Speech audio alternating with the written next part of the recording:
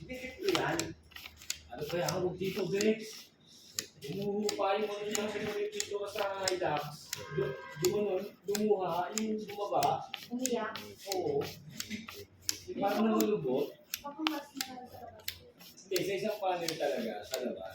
335 4,000 sa labas. Renta.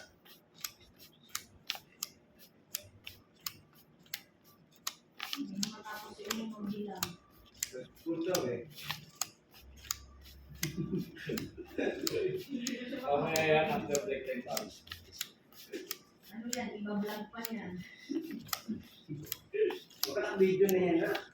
Wala, sa kanina pa. Mali nag-video siya ng pera. Nasa ng cellphone niya. Paldo. Kaya bisa kayo nag- Paldo, sir. 74?